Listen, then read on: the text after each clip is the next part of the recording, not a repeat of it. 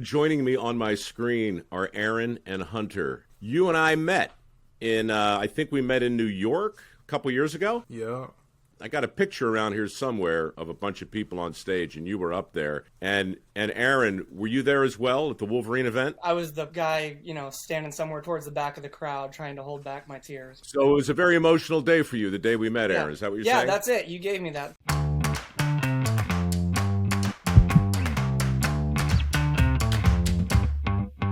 Please just explain, if you would, what uncommon construction is, what makes it uncommon, and how you're going to change the world. unCommon Construction is a nonprofit here in New Orleans where we host an apprenticeship program for high school students. We sort of think of unCommon as like shop class on steroids. We're not just building birdhouses. We're out in the real world with real responsibilities, developing real estate, and they get paid above minimum wage. They earn internship credit at school for building a house together, and then any profit or revenue that we make, they can use for further education, industry certifications, or the tools and resources that they need for a full-time job or success as they define it after graduating high school. Once upon a time, this kind of thing was done in high schools, right? It was called shop class, and it was everywhere.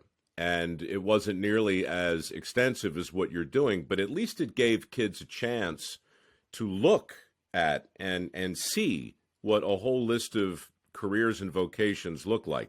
We don't have to get into the great tragedy of how shop class vanished, but I am curious as to why you started doing this and if the vanishing of shop in high schools had anything to do with it. Yeah, I mean, I didn't have exposure to these kinds of careers when I was in high school. That wasn't part of my experience.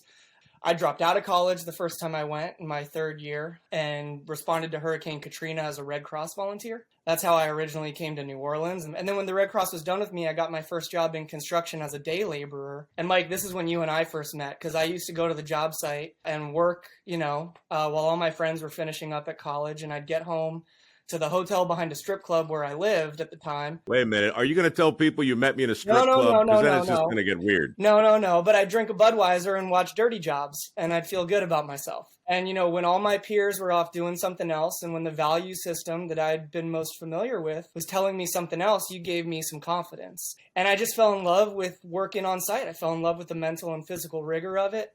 Then I joined AmeriCorps, came back to New Orleans. I worked for Habitat for Humanity here for a little while, building houses in the rebuilding effort. And I realized what I liked about that was teaching people. But the thing is right, like school didn't work for me. So I started thinking differently about what a classroom could be, what it could feel like, and what our relationships with the walls could be.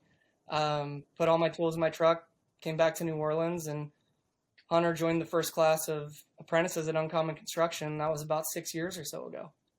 So, Hunter, what is your trade of choice, and what does the future look like for you? Well, my trade of choice is being an electrician.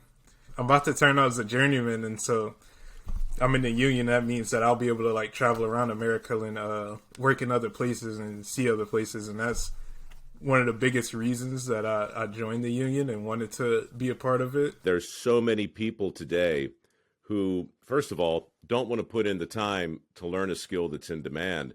But even when they do, they look around and they expect the work to happen right in front of them. You're not only willing to go to where the work is, you want to go where the work is. I'm the grandson of an electrician. He used to tell me, Mike, it doesn't matter where I go. My trade always goes with me. I'm just glad that I got this opportunity. I'm glad that I met Aaron in the first place because I didn't know what I was going to do. It clicked for me that if I don't want to finish school, if I don't want to go to college, then this is something that I can definitely do, and this can be in my back pocket for the rest of my life.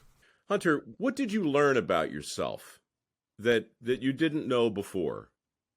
It showed me my perseverance, which is a good thing that they showed about me. They showed me that I could stay in this work and I can actually do it. I had problems communicating before unCommon, and so that was a big thing that stood out to me, and that's what I learned through unCommon.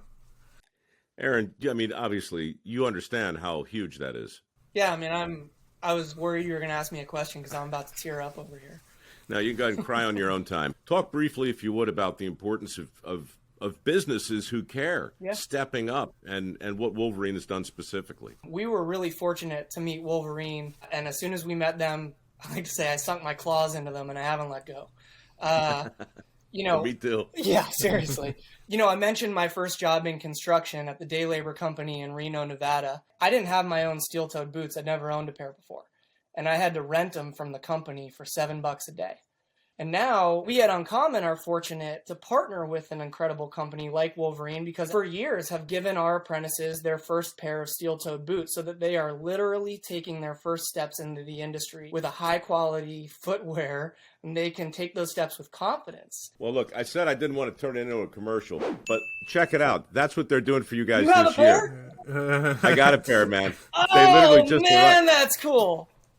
You are going to love these. For a company that big to have the kind of relationship with a small nonprofit like us is remarkable and really, really rare. And the way that they authentically approach the work that we get to share together is really, really awesome. Aaron, you've taken such an interesting road, and you've landed in such an interesting spot. And so thank you for everything that you've done, and keep it up. Hunter, look, man, congratulations on what you've done. Best of luck in everything you're going to do. You've got such a great career ahead of you, and congrats on making it. Thank you. Well,